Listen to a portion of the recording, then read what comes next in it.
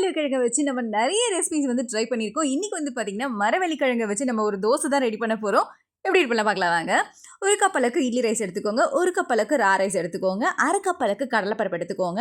அது 3த்தையுமே நல்லா வாஷ் பண்ணிட்டு, இதோட 3 வரமிளகா, 4, 5 பல்லு பூண்டு தோலோட ஆட் பண்ணியிருக்கேன். இதை 3 to 4 ஹவர்ஸ்க்கு நல்லா ஊற வச்சுக்கோங்க. மரவள்ளிக்கிழங்க நல்லா தோலெல்லாம் பீல் பண்ணிட்டு, நல்லா வாஷ் பண்ணிட்டு, நல்லா திருவி எடுத்துக்கோங்க. திருவிட்டு நம்ம ஊற வச்சிருந்த அந்த காஞ்ச மிளகா, இதோட பூண்டு, இதை மிக்ஸி ஜாரில் போட்டு நம்ம கிரேட் பண்ணி வச்சுருக்க அந்த மரவள்ளிக்கிழங்கையும் ஆட் பண்ணி நல்லா ஸ்மூத்தாக வந்து கிரைண்ட் பண்ணிக்கோங்க.